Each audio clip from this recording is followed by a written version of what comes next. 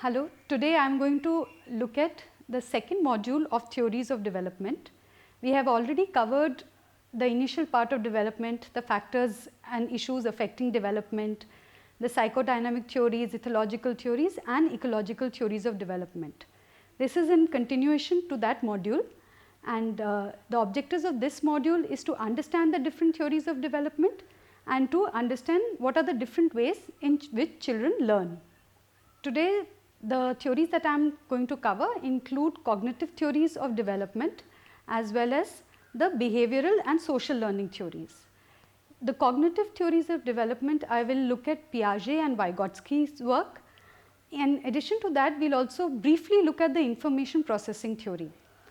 In terms of the behavioral and social learning theories, we will look at Pavlov's classical conditioning, Skinner's operant conditioning theory and the social learning theory given by Bandura. Let me start with Piaget's cognitive development theory. Piaget was a pioneer in the work that he did, and according to him, children actively constructed their world. For him, he believed that children did not need other people to teach them much. If they had enough stimulation around, they would figure out a way of learning on their own. He was a biologist by training, and he constructed his theory on the basis of observing his own children. In his theory, the cognitive development takes place in a series of stages which are universal and follow a particular temporal order. According to him, this order was programmed in their genetic makeup. So sometimes the order could change, but mostly he felt that there was a universal way in which children learned.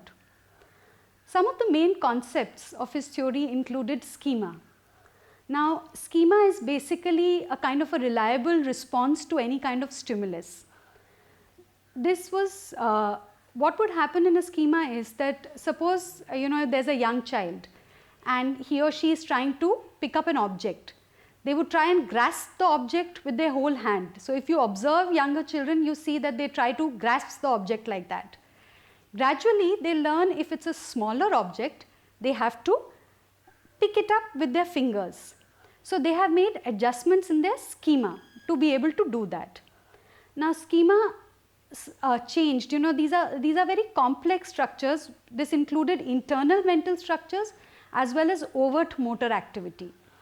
So, and the changes in the schemas happened through two processes which were assimilation and accommodation. Now, assimilation occurs when individuals incorporate new information into existing knowledge, and accommodation occurs when individuals adjust to new information. Let me go back to the older example and explain this more in detail. Now, when the child is learning to grasp, and instead of using the whole hand, they are using fingers. What they have done is they have assimilated and incorporated the new information, and using the very same hand, they have just learned how to pick up the object with the fingers. In accommodation, suppose a child is trying to grasp an object, but there is something else which is placed in front of that particular object. So, the child learns that I have to move this thing out of the way and then grasp the object. This is the process of accommodation where they are learning newer things of removing one object and then grasping the other one. Now, I will go to the various developmental stages which Piaget talked about, which are universal and temporal. His first stage was called the sensory motor stage, which was between 0 to 2 years. Now, in this stage, knowledge of environment was basically through action and sensory information, where they began to understand some kind of causality. So, if you look at small children between the ages of 0 to 2, for them everything is new. So, what they keep doing is grasping things, picking up things, throwing things, putting them into their mouth. So, it is through the sensory processes that they are learning. Now, one of the important concepts of this stage is a concept called as object permanence, which develops during the time period when the child is between 7 to 9 months. During this period, the child realizes that if the person or an object, even if they are not in front of them, they continue to exist. For example, if you play with small children and you have a set of keys, and they're trying to hold it. But if you put them behind your back, they may not be able to, they may think that it's gone and they will not look for it. But during the period of 7 to 9 months, they start realizing that even if the set of keys is not in front of them, they continue to exist. So they will try and go behind and try and look for the object. This is also the beginning of separation anxiety. So before that, if parents are not present, they are not so important. But when the child starts to realize that the parents are there even when they are not visible, which means that separation anxiety goes up. The child wants their presence. So object permanence is a very important thing which children learn on their own, and it's through various games that you see how it's coming out. And during this period of 0 to 2, there are major changes which happen in children. They also start walking. So once they start walking, they start acquiring a little bit of speech. The kind of activities they take on is much, the learning changes a lot. Post this is the stage called as pre-operational thought, which is for the children between 2 to 7 years of age. During this stage, there is development of language. The child is basically egocentric, which means that the child does not know how to think about the rest of the world. What they want, what they need is most important. At this stage, they are not able to understand the other people's point of view. And this is also the stage where symbolic activities start making more sense. So they use words, they use drawings, they start drawing, and these symbols come into play between the age of 2 to 7. The next stage is 7 to 11 years, which is related to concrete operations. In the concrete operation state, children between 7 to 11 years of age start acquiring some amount of complex reasoning. So, but they remain tied to concrete operations. They have still not developed the ability to think in an abstract manner. So, they need a concrete situation for which they will think about. Abstract thinking develops more in the next stage, which is called as the formal operations. This takes place between 12 to 15 years. Here, children develop the ability to think reflectively, and they are able to have abstract reasoning. Now, although Piaget said development keeps taking place throughout the lifespan, but his main focus was till the age of 15, where he says the maximum amount of development and changes occur. His theory, as you can see from the various stages, has been very important in the field of education, because when do children start thinking in concrete manner? When do they start thinking in an abstract manner? Based on this, a lot of school curriculum has been devised. So, what kind of problem solving will come in subjects like mathematics, science, is a lot of times influenced by what Piagetian stages are present. Now, his theory, one of the main strengths is that it has been empirically tested and is largely supported by scientific evidence.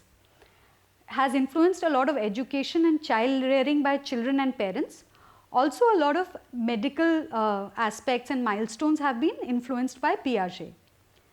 As I mentioned, learning curriculum has been designed in order to, matching Piagetian stages.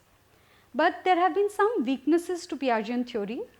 It has underestimated the information processing capabilities of children and overestimated importance of motor activity in infants' cognitive development. Because the other thing that it is it focuses more on the European context, because if you look at the learning, Piaget says that children learn individually, you leave them and they will learn on their own, they will pick up things. So, it is essentially a individualized way of thinking. It does not take into account a lot of individual differences and differences because of social context. The other important theory which actually took into account the social aspects was Vygotsky's theory. It is called the sociocultural theory. Here, children were looked at as active learners, but their knowledge was socially constructed. Vygotsky had a Russian background, and he looked at how the entire social setup helped children to learn. He looked at speech as the most important psychological tool, and he felt that cultural values and customs dictated what was important in learning. He said that children learn from the expert members of society, and he designed a zone of proximal development where the learning occurs. So basically what Vygotsky was emphasizing was, as opposed to children learning on their own when they are left completely alone, he felt that it was other people in the social system that helped children to learn. So even in his theory, he looks at children as active learners, but this active learning happens with the help of others. And this learning happens through language, which shapes thought and becomes the source of transmission of culture. So cultural values, what is important in a culture, is all transferred through language. Childhood cognitive development again was emphasized, and it was very dependent on the environment. Now I go back to this concept of zone of proximal development, in which he said the tasks which were too difficult to master were guided by the more skilled partners. And this happened through a process of scaffolding, which means that changing levels of support was offered to children depending on their performance. Let me take an example. Suppose children are learning to read. So when they have a basic text and they are learning to read, the person helping them may just read out at the initial part, read out all the words in a sentence. Gradually, when the child starts to recognize words, is able to pronounce certain words, the person helping them withdraws their support a little bit and only helps them out when they come on a difficult subject or a difficult word that they are unable to pronounce or understand. So the changing levels of support help the child to learn more actively. The next theory which I will briefly discuss is the information processing theory. This basically looked at what happened when children got in information from the environment. So information came in from the environment, and through their sensory and perceptual processes, children took in that information, which would go into their memory, and memory would influence their thinking and language. Basically, this model outlined how children store, transform and retrieve information through the processes of memory. So memory, retention, all this was emphasized in information processing theory, and what it talked about was that information goes back and forth between memory and perceptual processes. What that means is that whatever they are perceiving, they store in their memory, and their memory helps them to perceive what is outside. The main contribution of this theory was looking at attention, storage and memory, but this helped how individuals or children learn to solve problems. But it was seen as largely as a reductionist theory which did not take into account human emotions, physical states, like whether children were tired, whether they were sad, and how would information then be taken in. We have just looked at the cognitive theories of development. The next section that we are going to look at is the behavioral and social learning theories. Now these theories focus on the environment and the experience that the child has. They are not concerned with the kind of genes or unconscious or anything. They only measure the observable parts of the personality. They talk about change being a gradual, cumulative and continuous process, and examine only what can be observed and measured. So for these theories, one of the major things is behavior, which can be observed and which can be measured. So something which cannot be measured, which cannot be observed, these theorists did not take into account at all. We are going to look at three major theorists in this paradigm, which is Pavlov, Skinner and Bandura. Now Ivan Pavlov came up with this theory of classical conditioning. He conducted a series of experiments with a dog, and what he did I will explain a little later. But basically his theory helped in understanding what kind of childhood traumas and how childhood traumas developed. What were the reasons that some children developed phobias, and sometimes we develop phobias of certain things and we are not sure why these happened.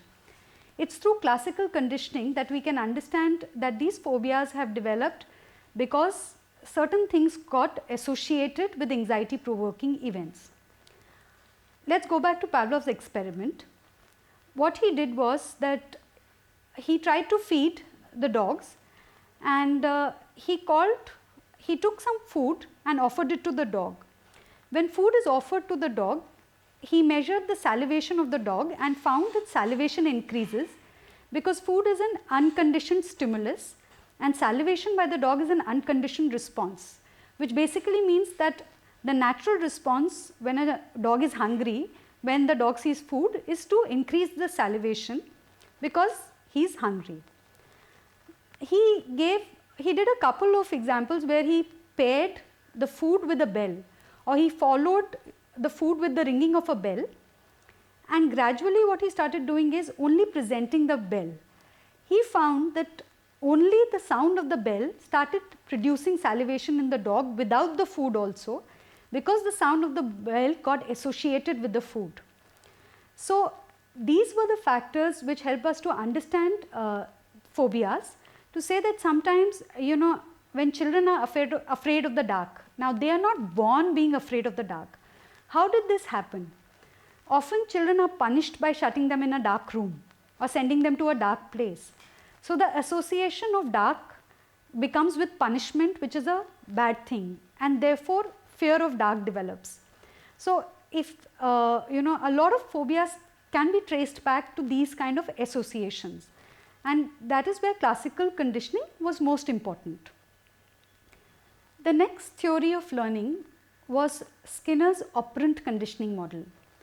Now, operant conditioning looked at consequences of behavior, determined whether, you know, if it's followed by a certain behavior or a reinforcement, whether the behavior tends to occur again or not. Now, reinforcement refers to a consequence that increases the future likelihood of a behavior. Positive reinforcement like rewards, chocolates, stars, increase in pay tends to increase the behavior. Negative reinforcement encourages repetition of the behavior by taking away an unpleasant event. So for example, if a child, you know, if a girl is on the diving board and she's scared to jump, but a lot of her peers are taunting or, you know, teasing her, and if she jumps, then the teasing will stop. Her behavior of jumping from the board is likely to be repeated again because it is going to stop a negative reinforcement that she is getting. Positive reinforcement has been largely used, you know, and it's been widely used in schools for, if you look at the systems of grades, marks, prizes, medals, all this is related to the aspect of positive reinforcement, because that tends to increase. So when children want to score well because they want to win a prize, so when they want to win a prize, that behavior is likely to occur again. So that's positive reinforcement. Now punishment is different because punishment tends to reduce the repetition of a behavior. It suppresses the behavior by adding something worse or withholding a pleasant event. So, you know, when either children are not allowed to go and play with their peers, or they are told that they will not be allowed to watch TV because of a certain behavior, that means that, you know, there is a reduction in that kind of behavior. Let me take a concrete example. If you know, the child has come late to the house in spite of being given a time, the parent may take away the privileges and say, for the next 2 days you will not be allowed to go out and play. So this would be done in order to reduce the behavior of coming late or beyond the deadline. Now rewards and punishment shape the entire individual development. Skinner's concepts helped to introduce this theory of behavior modification, which was considered to be, or which is very important, and which has been utilized a lot while working with children with disabilities, and because concepts of reinforcement help to teach them different behaviors. Skinner's theory has been critiqued for the fact that it tends to be excessive, place an excessive emphasis on environment. It does not look at, you know, what is happening to the biology, what are the other emotional aspects. So some people have in fact criticized Skinner because they feel that he is trying to control children by looking at rewards and punishment. But in spite of this critique, his theory is widely popular and widely used after looking at the theories of classical conditioning and operant conditioning, we will look at the social learning theory. Now, this is slightly different from the other two learning theories because it emphasized the social aspects also. It referred to concepts such as modeling, imitation, vicarious learning. So, as opposed to the previous learnings where the learning happened because somebody taught or tried to teach somebody, Bandura's concepts included the fact that even if you are not trying to teach children something, they learn merely through observation and vicarious learning, and according to him most of the learning happened through observation. So, we may say something to children and you will realize that we may say, there is a simple example that often we tell children not to lie, but on the phone we may tell other people that he or she is not there, this is happening. Now, those are two contradictory messages, and instead of listening to the oral part, children tend to follow the behavior that adults are doing. So, what they observe you, the actions that you are doing, they tend to follow that instead of the kind of verbal comments that you give them. Now, his theory emphasized behavior, environment and cognition, and he said behavior based on three separate but interacting systems, which was there is an external stimulus event, there is a reinforcement and a cognitive mediational process is happening. So, there is a stimulus and the child sees that if you do a certain action and it gets you rewards, then through the cognitive mediational processes they tend to repeat that kind of behavior. He divided the observation into 4 processes. Attentional processes, which means that if the child pays attention to a particular stimulus, then only they will be able to imitate that behavior. Retentional processes, which means that they have observed something and remembered it. The motor reproduction process, they have observed, remembered something and then they are acting it out. Plus, what is the reinforcement and motivational process that they have got from it. Now, Bandura conducted a series of experiments which were very important. What he did was, he was looking at vicarious learning and modeling. So, he introduced an experiment where he had 3 situations. He exposed a set of children to 3 different situations, like 3 different sets of children to situations where there was a model who was in a room with a Bobo doll. Bobo dolls are basically inflatable rubber dolls.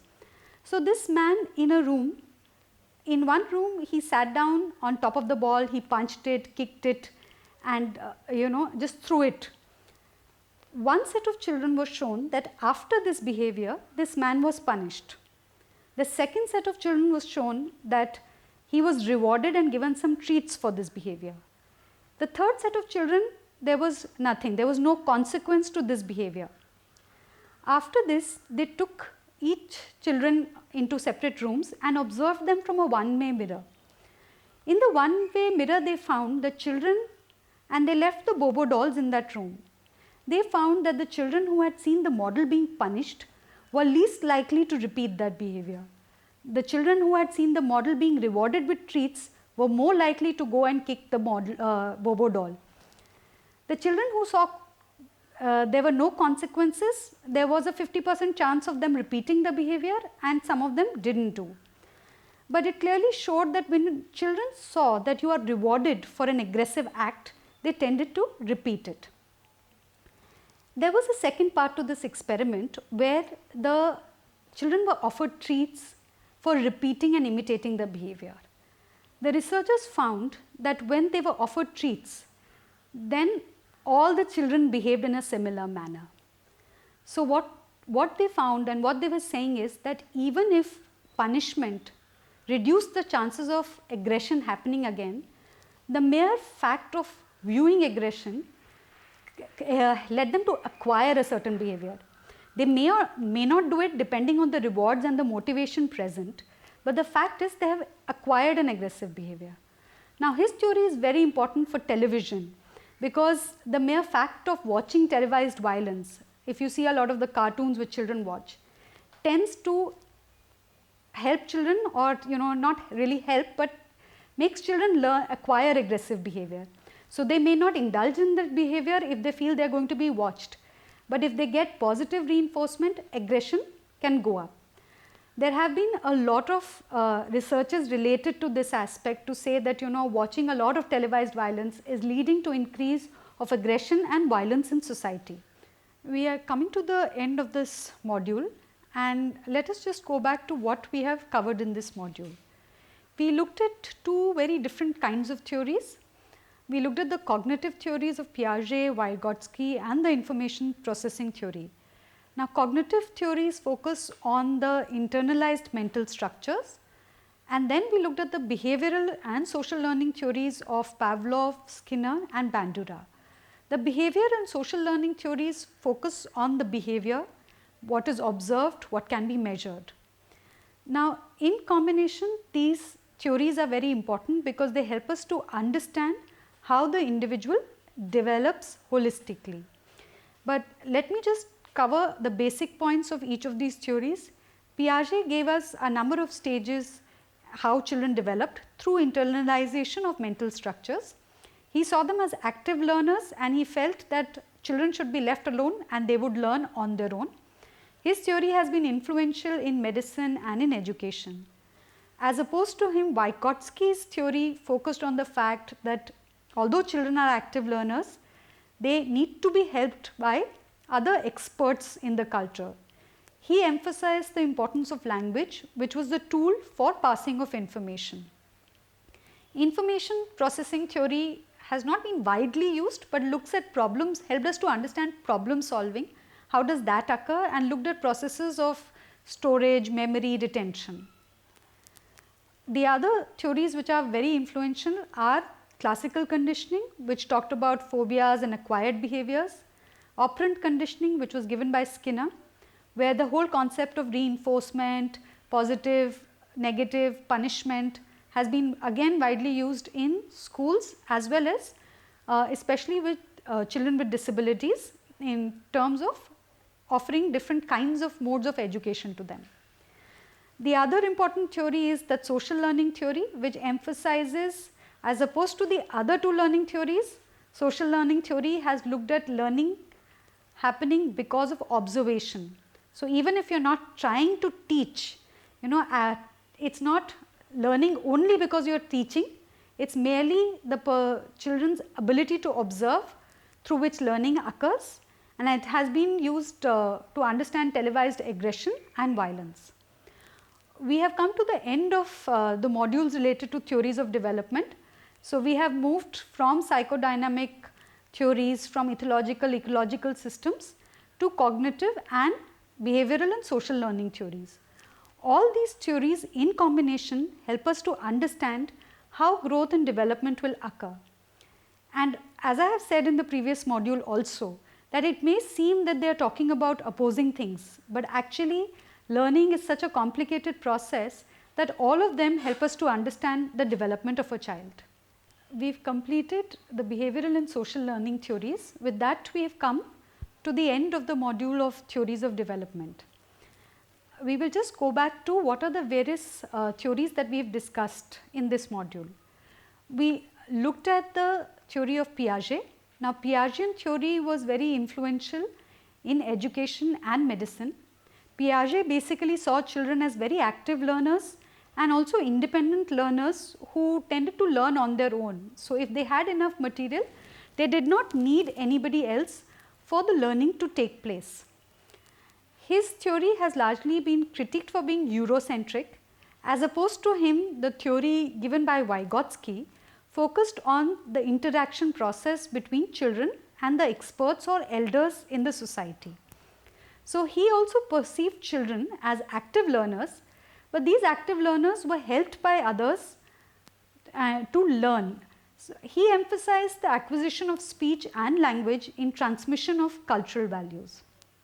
Now, the third cognitive theory was the information processing theory, which focused on these aspects of memory, thinking, retention and attention. It helped us to understand how problem solving occurs in children. All the cognitive theories focus on internalized mental structures. As opposed to that, we have the behavioral and social learning theories, which focus on observable behavior and learning, and behavior which can be measured. So, classical conditioning helped us to understand how phobias develop. Operant conditioning, which was given by Skinner, introduced the concept of reinforcements, positive, negative reinforcement, the concept of punishment, which is again very widely used in the field of education and also in terms of behavior modification techniques, especially to work with children with disabilities. The third theory in this learning theories was Bandura's theory, which was different from the other two because it also emphasized that children learn not because you are trying to teach them all the time. They learn merely because they have the ability to observe and they model behavior. Bandura's theory has been used extensively in trying to understand what happens to children when they watch a lot of violence and aggression in television. Now, this is the end of the module, 2 modules. Previously, we have looked at the psychodynamic theories which emphasize the unconscious process, ethological theories which look at how survival instincts have helped shaped personalities, the ecological theory which looked at various systems which influence the individual. So, we come to the close of the module and I would request you to look at all the reading material that is available and also the references given, because in these modules we have given you an overview, but to go in depth into these theories you need to go through this reading material. Thank you.